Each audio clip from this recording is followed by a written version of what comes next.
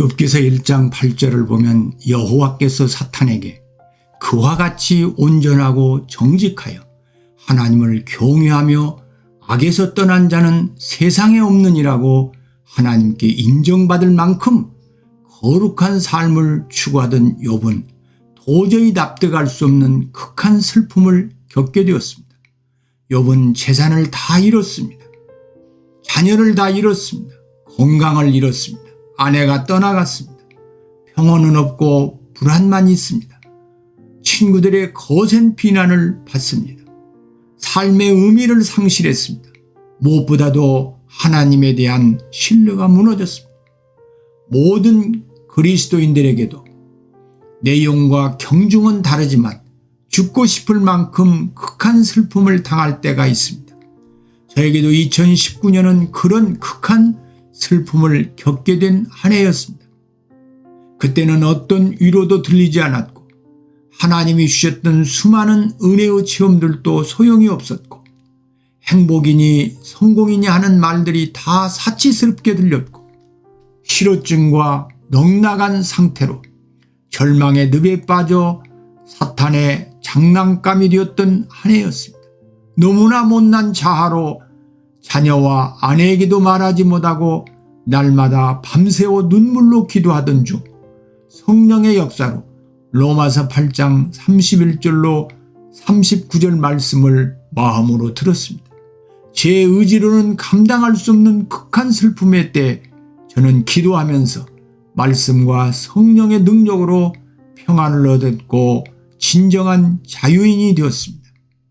첫째 기도는 하나님의 말씀을 경청하는 것입니다.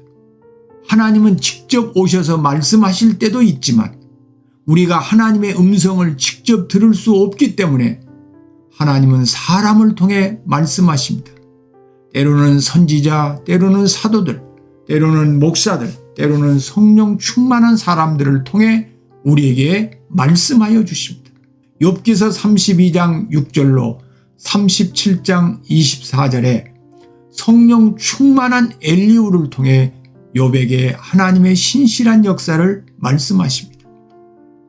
베드로후서 1장 21절에 예언은 언제든지 사람의 뜻으로 낸 것이 아니요 오직 성령의 감동하심을 받은 사람들이 하나님께 받아 말한 것임이라고 했습니다.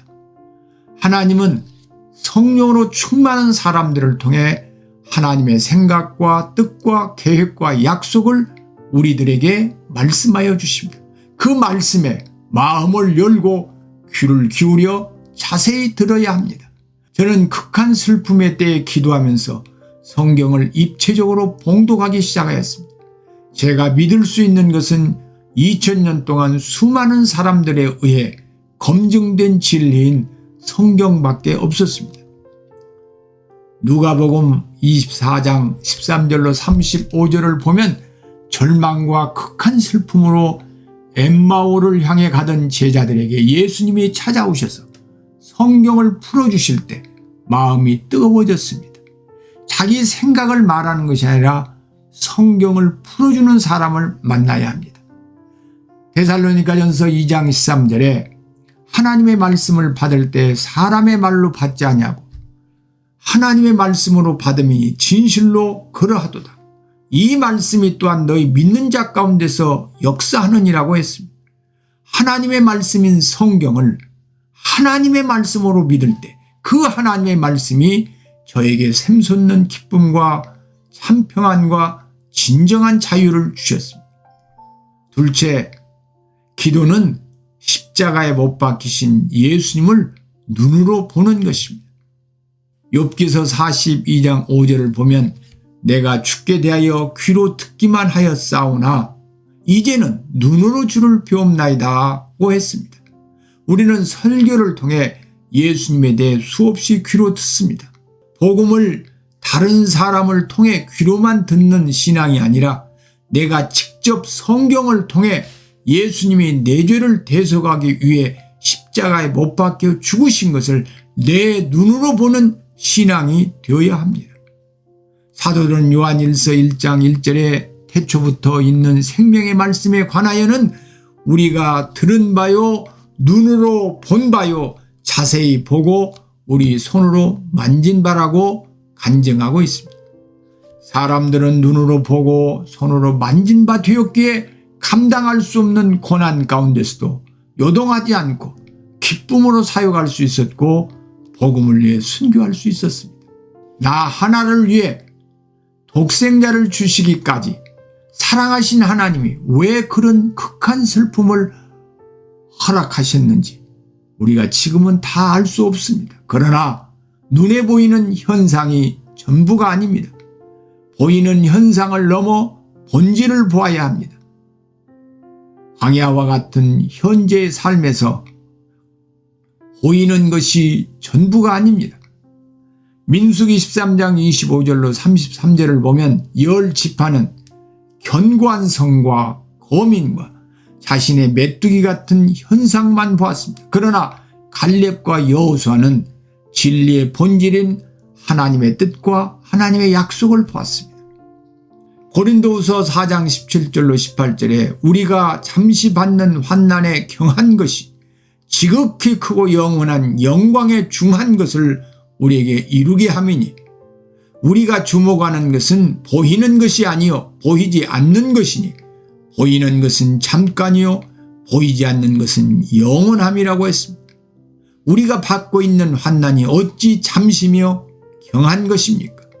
그것은 앞으로 받게 될 영원한 영광에 중한 것과 비교할 때 잠시고 경한 것이라는 말입니다. 죽음은 끝이 아니라 새로운 시작입니다. 내세가 있습니다. 천국이 있습니다. 심판이 있습니다. 상급이 있습니다. 구원의 본질은 영생이요 천국에서 영원히 누릴 풍성한 삶입니다. 고린도전서 15장 19절에 만일 그리스도 안에서 우리가 바라는 것이 다만 이 세상의 삶뿐이면 모든 사람 가운데 우리가 더욱 불쌍한 자일이라고 했습니다. 그런데 우리는 아직도 눈에 보이는 현상에만 일희일비할 뿐 신앙의 본질인 진리에 대한 믿음으로 살지 않기 때문에 늘 요동하며 극한 슬픔의 늪에 빠져 살게 됩니다. 성경은 갈라디아서 2장 20절에 내가 그리스도와 함께 십자가에 못 박혔나니 그런즉 이제는 내가 사는 것이 아니요 오직 내 안에 그리스도께서 사시는 것이라. 이제 내가 육체 가운데 사는 것은 나를 사랑하사 나를 위하여 자기 자신을 버리신 하나님의 아들을 믿는 믿음 안에서 사는 것이라는 이 말씀이 복음의 본질입니다. 우리는 이미 죽었습니다. 이제는 나를 사랑하사 나를 위하여 자기 자신을 버리신 하나님의 아들을 믿는 믿음으로 살아야 합니다. 예수님은 요한복음 14장 27절에 평안을 너에게 끼치노니 곧 나의 평안을 너에게 주노라. 내가 너에게 주는 것은 세상이 주는 것과 같지 아니하리라. 너희는 마음에 근심하지도 말고 두려워하지도 말라고 했습니다. 세상 사람들은 물질을 소유하고 명예를 소유하고 세상 것들을 소유할 때 평안을 얻습니다. 그러나 참 평안은 하박국 3장 17절로 19절을 보면 나를 사랑하사 나를 위하여 자기 자신을 버리신 하나님의 아들을 믿을 때 얻게 됩니다. 셋째, 기도는 사탄의 역사를 알게 하고 중보 기도를 하게 합니다. 욥은 사탄의 실체와 역사를 알지 못했습니다. 사탄이 사람들의 생각과 환경을 통해 집중적인 공격을 하면 속수무책입니다. 요한복음 13장 2절에 마귀가 벌써 시몬의 아들 가룟 유다의 마음에 예수를 팔려는 생각을 넣었다고 하듯 사탄이 사람의 마음에 악한 생각을 넣으면 누구나 가롯 유다처럼 탐욕과 거짓과 유선과 배신의 사람이 됩니다. 가족만을 위해 기도하던 욥이 사탄의 종된 삶을 사는 친구들을 위해 중보 기도를 시작하자 하나님은 욥에게 갑절의 축복을 주셨습니다. 기도가 믿음입니다. 기도가 사랑입니다. 기도할 때 사랑이 시작되고 사랑이 완성됩니다.